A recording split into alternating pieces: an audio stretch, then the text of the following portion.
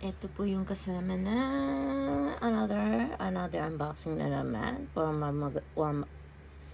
Bilmoco Mama. Ayan.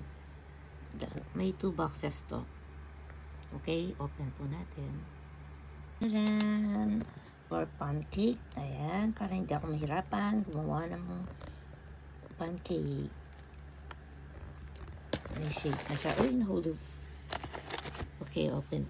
Naka-open na po. Natanggal pa na sa plastic. So, tanggalin po natin sa box. Mahirapan na naman po tayo magtanggal sa box. Nahuhulog pa siya. Okay. Ayan na po. Ito yung handle niya. At may kasamang isang tornilyo ito.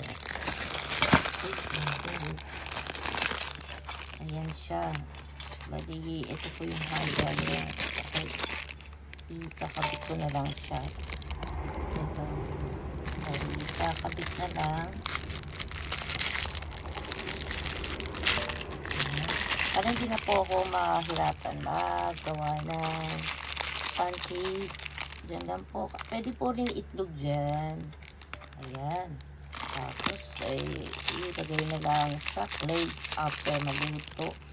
At pwede naman, matay po sa pancake. Pwede mo naman, may pangwisik tayo ng oil or butter. Tapos, kung may stick ako dyan na pang, yung pangbiling. Ay, yung pangbiling. Ano pangbiling? Yung, mo. Siyempre, ano ba tawag doon? Pambiling. Basta ganyan. Pambiling.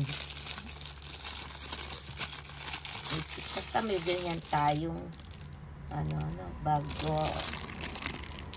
Hindi ko alam. Iaan po. Mamaya ko na try ito. Wait. Try natin.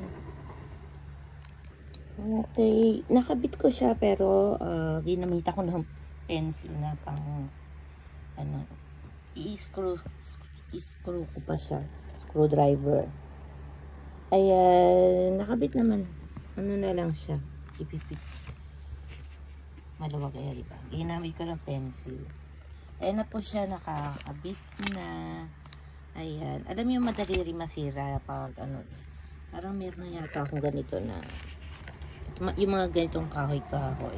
Kaya kailangan ingatan ang paggamit. Ayan. Maliit lang siya, diba? Okay naman. Okay naman po yung mabigat siya o ma-heavy. Pero kaya nga siguro madadaling dito masira dito sa kahoy na to. Kaya pag huhugasan, kailangan tanggalin. Ito lang ang pwede mong hugas. Wala man lang manual. Yun lang ang pangit sa kanya. Walang manual na. Yung mga hindi pwedeng hugasan, mga tipong ganon, hindi pwedeng gamitin. Saan pwedeng gamitin. Ayan, wala siya. Wala nakalagay. So, ayan na po. May bago po akong ang gamit na pang pancake. Mahilig kasi ako magluto ng pancake. Minsan hindi maganda. Ay pagkaluto. Yung shape na hindi maganda. Gusto ko makagawa ako ng maayos na pancake. Okay? Babush, thank you, my son, Yuki Saeto. Babush, thank you for watching. Don't forget, like and comment. And according to content, please go subscribe my channel, Jisawagan Vlog. And my second channel, Jisawagan Mix Vlog. Babush.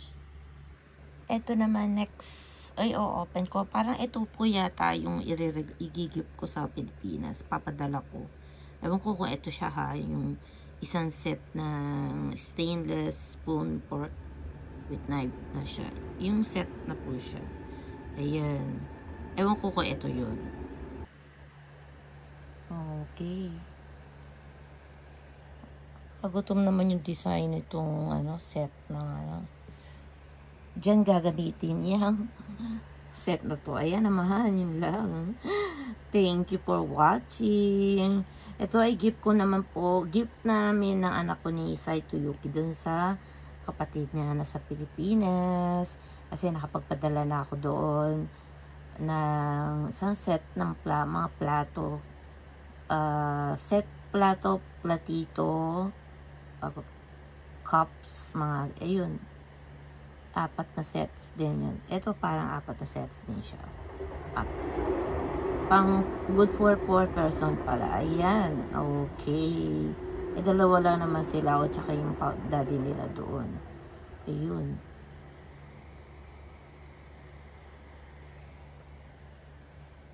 Sa amin, pag umuwi din ako, gusto ko yan ang gagamitin ko. Siyempre, bago. Ayun, meron na din chopstick doon. Napadala ko na. Ito, sa next box, ayan. Paki-watch na lang po. Please watching. Don't forget. Thumbs up, like, and comment according to content. Babush. Thank you for watching.